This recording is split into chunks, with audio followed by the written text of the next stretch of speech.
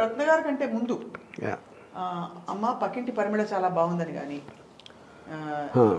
ఎదురింటి వెంకటలక్ష్మి చాలా బాగుందని కానీ నేను మా అమ్మతో చెప్పడం అలాంటి అసలు గర్ల్స్ గురించి టాపిక్ వచ్చారు అమ్మతో.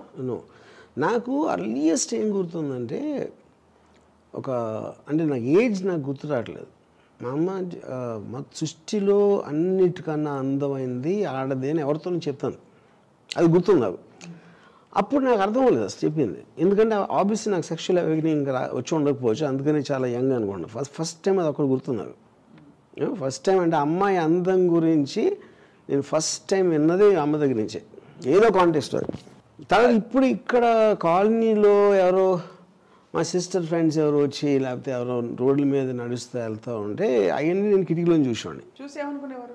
ఏమనుకుంటే ఎవడన్నా అబ్బాయి అమ్మాయిని చూస్తే అదే. మీరు ఒక్క మాట మాత్రం ఎవరు చెప్పారో గుర్తు రావట్లేదు కానీ కాలనీలో అందరికంటే మీ అమ్మగారే అందంగా ఉన్నారు అందరు అమ్మల కంటే అని మీరు ఫీల్ అయ్యారు? తనే నాతో అన్నాడు, అమ్మ మన కాలనీలో అందరికంటే నువ్వే అందంగా ఉంటావు. నాకు స్వప్న చందమామలో ఒక కథ చదివాను, అది జ్ఞాపకం వచ్చింది. ఒక తల్లిని ఒక 5 ఏళ్ల పిల్లడు అదే జాతర దీనికి వెళ్తారు, తల్లి తప్పిపోతుంది. తల్లి తప్పిపోతే ఏడుస్తూ ఉంటాడు ఆ పిల్లడు. చూసిన వాళ్ళు ఏంటమ్మా అంటే మా అమ్మ తప్పిపోయింది అంటే మేము వెతికి పెడతాం, నువ్వేమి నీకు అర్థమైపోతుంది అంటే అలాగే అని ఎంతమందిని చూపిస్తే మా అమ్మ ఇంకా అందంగా ఉంటుంది, మా అమ్మ ఇంకా అందంగా ఉంటుంది, అది ఆమె ఈమె ఏమైనా చాలామందిని చూపిస్తారు. మా అమ్మ చాలా అందంగా ఉంటుంది, ఈమె కాదంటాడు. ఫైనల్గా వాళ్ళ అమ్మ వస్తుంది, అసలు ఇంకా అసలు అందంగా ఉండదు అమ్మాయి, ఇలా స్ఫోటకం మచ్చలంతా. వీడు షాక్ అయిపోతాడు అనమాట వెతికినాడు. అంటే వాడి కళ్ళకి వాళ్ళ అమ్మ అంత, పిల్లాడి కళ్ళకి వాళ్ళ అమ్మ అంత అందంగా ఉంది. కానీ ఆ కథ ఇక్కడ కాదు. నేను నిజంగా అంటే అందం, అమ్మాయిల అందం గురించి నాకన్నా ఎవరికి ఎక్కువ తెలియదు అనే విషయం ఇప్పుడైనా నీకు తెలిసింది. అందుకని అది నేను చెప్పింది అమ్మ కాబట్టి ఒక మాతృ ప్రేమ. సో అయితే మరి 3వ రోజు డిస్టర్బెన్సెస్ మొదలు, మీరు అప్పుడు కంగారు పడ్డారా? చాలా బాధ వేస్తుంది. కంగారు పడ్డారా? అంటే మనకేం అలవాట్లేదు కదా, ఇష్టమై పెళ్లి చేసుకుంటారు. ఇప్పుడు ఇష్టపడి పెళ్లి చేసుకుంటారు. కుట్టుకునేవాళ్ళం. I can't believe that. అంటే నా one of the darkest chapters. అంటే ఇప్పుడు ప్రాబ్లం ఏంటంటే see Ratna is got every right. తను డిసప్పాయింట్ అయిపోయింది, నువ్వు లేనిది నేను లేను అని ఇలాంటి బిల్డప్లు అన్నీ ఇచ్చి పెద్ద పెద్ద లెటర్లు రాసి అది రాసి ఇది చేసినప్పుడు ఎనీబడి విల్ గెట్ హర్ట్. అంత రాసినప్పుడు అది ఉండింది, తర్వాత పోయిందంటే అది చెప్తున్నాను. ఇప్పుడు ఎందుకంటే మీరు దూరం నుంచి ఎక్కువ కలవకుండా, లేకపోతే ఇప్పుడు కపుల్స్ పెళ్ళిళ్ళు ప్రేమలో ఏం చేస్తారు, బెస్ట్ థింగ్స్ కలిసినప్పుడు వాళ్ళ డ్రెస్సింగ్, మాట్లాడే విధానం, కంట్రోల్. ఎప్పుడైతే ఒకే రూఫ్ కింద నివసించడం మొదలుపెట్టామో అవన్నీ పోతాయి. పోయినప్పుడు అసలు రంగులు బయటకు వస్తాయి. అసలు రంగులు నాయి, నేను చెప్పేది నా ఇవ్వచ్చు, తను ఇవ్వచ్చు, ఎవరిది అనవచ్చు. I think it is not the same anymore. అప్పుడు చాలామంది రిజైన్ అయిపోతారు లైఫ్లో, సరే ఇంక ఈ జీవితానికి ఇంత చాలు అని. నాకు అది లేదు కాబట్టి ప్రతి సెకండ్ నేను అనుకున్నట్టు జరగాలి. ఇప్పుడు రత్నాకి ఇన్సెక్యూర్, ఎందుకంటే నేను బ్యాడ్ స్టూడెంట్, నా మార్కులు చాలా తక్కువ వచ్చినాయి, నా శాలరీ చాలా తక్కువ, వీడు సడన్గా వీడియో లైబ్రరీ అంటాడు, సినిమా అంటాడు, ఇది అంటాడు అనే దాంట్లో ఇన్సెక్యూరిటీ అనేది 100% రావడం కరెక్ట్, అది వ్యాలిడ్ అది. సో మనం ఇంగ్లీష్లో ఒకటి ఉంది, ఇప్పుడు నువ్వేం చేయగలుగుతావు అన్నది నువ్వు అనుకుంటావు, నువ్వేం చేయగలుగుతావని అవి చేసిన తర్వాత అనుకుంటారు వేరే వాళ్ళు. So that is the difference. So నేను ఫెయిల్ కూడా అయి ఉండొచ్చు కదా, నేను ఫ్లాప్లు కూడా తీసాను కదా. నా ఫస్ట్ సినిమా ఫ్లాప్ అయితే రత్న అనుకునేది కరెక్ట్ అవ్వాలి. అప్పుడు రత్న గారు అనుకునేది తప్పైనట్టు అయితే, అంటే మీలో ఒక గొప్ప డైరెక్టర్ని చూడలేకపోయారంటారా? అదే కానీ అది లక్ అంటున్నా, అది నేను సాధించింది కాదు. ఎందుకంటే నేను the reason I made a flop, నా ఫస్ట్ సినిమా ఫ్లాప్ అయింది అనుకోండి, అప్పుడు రత్న అనుకుంది కరెక్ట్. అప్పుడు ఏంటి, అది ఆపర్చునిటీ లక్తో వచ్చింది, అది ఒక కార్డ్, అది కాయిన్ అక్కడ పడింది అంతే. మీరు ఎప్పుడైనా మీ అమ్మగారిని ఫలాంటి అడుగుదాం అనుకున్నాను కానీ అడగలేకపోయానన్న సందర్భాలు, ప్రశ్నలు ఉన్నాయా? Why did you do that, క్యూ ఆఖిర్ క్యూ ఆ టైప్లో? నో, ఎప్పుడు లేదా?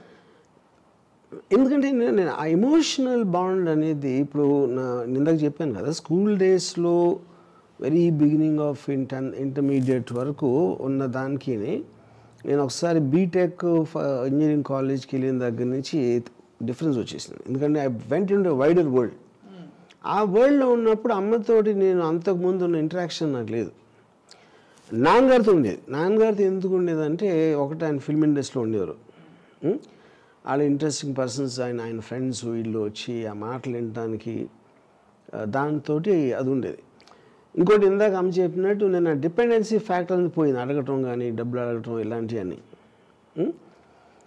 అప్పుడు ఇంకా ఆటోమేటిక్గా ఎంతో కొంత అది వచ్చేస్తుంది. సో ఇప్పుడు నేను రత్న విషయంలో కూడా జస్ట్ చెప్పేసాను అంతే. అదేమి అడగటం దాని ఏంటి అనేది తర్వాత అంటే మా ఇద్దరికి ట్రబుల్ ఎక్కడేదో ట్రబుల్ ఇవన్నీ కలిసి ఐ థింక్ స్లోగా పక్కకి వెళ్ళిపోతూ ఉంటాయి, డైవర్ట్ అయిపోతూ ఉంటాయి. యా ఇంకోటి నాన్న ఇద్దరు కూడా నా ఇండిపెండెంట్ నేచర్ చూసి నాన్నగారు ఫస్ట్ నుంచి వదిలేశారు. అమ్మ కూడా ఆ బీటెక్ లేటర్ నుంచి నన్ను వదిలేసింది అనుకుంటున్నా. అంతేనమ్మా? కొంచెం యా నన్ను ఇప్పుడు అసలు ఏంటి ఇలా చేస్తున్నావు అని బీటెక్ నుంచి ఎప్పుడు అసలు అడిగినట్టు నాకు గుర్తుకోలేదు. రాముని అడగలేదు, అది ఒక పాయింట్. నేను ఒంటరిగా కూడా ఇంటి పిల్లోడు ఇలా చేస్తున్నాడు అని ఎప్పుడు అనుకోలేదు. చదువు గురించి అంటే రత్న ఇద్దరి మధ్యలో అది చాలా బాధ అనిపించింది. అంటే ఇప్పుడు అక్కడ ఎంత అలవాటు లేదు కదా. అక్కడ బేసిక్గా కాదు ఇంటికి వచ్చిన అమ్మాయి మన ఇంట్లో ఉండిపోవాలి. అది బేసిక్గా ఇంకోటి ఏంటంటే ఇప్పుడు నేను ఎప్పుడు తిరుగుతూ ఉన్నాను ఇంటికి, చాలా రేరుగా పొద్దున్నుంచి రాత్రి వరకు. ఆ టైంలో రత్న ఉండేది కదా ఇంట్లో. అప్పుడు almost Ratna would be more closer నాన్నగారు కానీ అమ్మకు కానీ. ఇప్పుడు నా గురించి నాన్న రత్న మాట్లాడుకుని దాని నుంచి ఏదో ఇది చెప్పి ఇలాంటి దాంట్లో ఉండేది. కానీ ఒక పర్సనల్ ఇంటరాక్షన్ దాని వలన ఒక సిచ్యువేషన్స్ క్రియేట్ అవటం అనేది జరగలేదు అసలు. నాకు ఒక్కడ బాగా గుర్తుంది ఏంటంటే రత్న నన్ను కాలర్ పట్టుకుని గోడకేసి పెట్టింది నన్ను. నా నాన్నగారు వచ్చి చూసి అరిసారు కూర్చున్నాం లాన్లో కృష్ణరాజు గారు నేను. రాము వచ్చి లోపలికి వెళ్ళాడు. ఏదో గొడవలు వినపడుతున్నాయి కేకలు. ఆయన వెళ్ళి చూడండి ఇంకా నేనేం వెళ్ళను, నేనేం వెళ్ళను, నయ్యం భలే మీరు బాగానే చెబుతారు అన్నాను. తర్వాత సైలెంట్ అయిపోయింది. లోపలికి వెళ్తే ఈ పిల్లోడు లేడు, పెరట్లోంచి పారిపోయాడు. పెరటి తలుపు నుంచి వెళ్ళిపోయాడు అనమాట బయటికి. అంతలా ఏం జరిగింది మీ కాలేజ్? బేసిక్ పాయింట్ ఏంటంటే నేను అసలు కాన్ఫ్లిక్ట్కి వెళ్ళిన. ఇప్పుడు కాన్ఫ్లిక్ట్లో నేను ఒకటి అంటాను, తనేది అంటాను.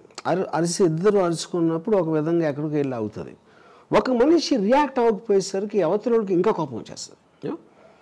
అప్పుడు నేను అసలు ఏం మాట్లాడకుండా జస్ట్ ఇంటా ఉన్నప్పుడు ఆ కోపంతో ఫిజికల్ అయిపోతారు. అంటే ఒక రెస్పాన్స్ రావాలని ఆ పట్టుకుని ఊపేసి ఇలాంటివన్నీ చేస్తారు ఆడవాళ్ళు. మేబీ మామూలు కూడా చేస్తారని నాకు తెలియదు. అప్పుడు నేను దాని నుంచి తప్పించుకోవడానికి ఇలా పారిపోయాను. ఒకసారి అయితే నాకు చాలా చోట్లకి వెళ్ళాను. ఒకసారి అయితే పెద్దకి ఇంట్లో ఒక అమ్మ ఫ్రెండ్ టీచర్ అక్కడ ఉండేది ఒక బిల్డింగ్లో. నేను ఇక్కడి నుంచి ఆ బిల్డింగ్ మీద దూకాను. ఒక 3-4 feet డిస్టెన్స్ ఉంది ఈచ్ బిల్డింగ్. యా దూకేసి వెళ్ళిపోయి అలాగ బంజారాస్ రోడ్డు మీద రాత్రి అంతా నడుస్తూ వెళ్ళిపోయాను. Same kind of escape. Yeah same చాలాసార్లు చేశాను అది. యా ఎంతో మంచి అంటే ఎస్కేప్ అనేది కరెక్ట్ వర్డ్ కాదన్నా. నేను I want isolation, I want loneliness. ఇప్పుడు నేనేమి చేయలేను. ఓకే, ఇప్పుడు నేను తనని బయటికి నెట్టలేను, తన మీద నేను చేయలేను, నేను అరవను. అలాంటప్పుడు ఏముంది, ఇంకా ఒకే ఒక్కటి తప్పించుకోవడానికి మార్గం నేను పాడిపోవడం. కానీ I think it's a very common thing. I feel all couples, especially beginning times, so they go through that. Yeah. I don't think it's నేను అదే చెప్తున్నాను కదా, నేను అసలు కాన్ఫ్లిక్ట్ నేను అసలు కాన్ఫ్లిక్ట్ ఎవరితో చేయను అసలు కాన్ఫ్లిక్ట్. ఇప్పుడు కాలేజ్ టైంలో కూడా రత్న అంటే కూడా అది నా బిడ్డే. కాలేజ్ టైంలో కూడా రౌడీజం రోజుల్లో కూడా నేను కొట్టుకోండి కాదు, వేరే వాళ్ళతో కొట్టించుకోండి. కానీ మీ అబ్బాయి రౌడీలతో తిరుగుతుంటే మీరు ఒక తల్లిగా, కానీ అది అమ్మకి అంత తెలుసా అని నాకు doubt. I don't think so. నాకు తెలియదు, వేరేగా మురిసిపోయేదండి. అవి రాము ప్రొఫెసర్స్ ఇంజనీరింగ్ కాలేజీలో కరాటే, తన దగ్గర కరాటే నేర్చుకుంటుంటే అబ్బాయి నా కొడుకు దగ్గర వాళ్ళు నేర్చుకుంటున్నారు. మీరు కరాటే నేర్పగలరా రౌడీలకి? రౌడీలు కాదు, స్టూడెంట్స్కే. సో అది చూసి మీరు మురిసిపోయేవారు. ఆ ఫోటో తెచ్చి చూపిస్తే అబ్బా, తర్వాత ఎవరో కూడా చెప్తారు కదా, అదేంటమ్మా వాళ్ళ లెక్చరర్సే వాడి దగ్గర కరాటే క్లాస్ ఇద్దరు మీరు వచ్చారు లెక్చరర్స్ కూడా.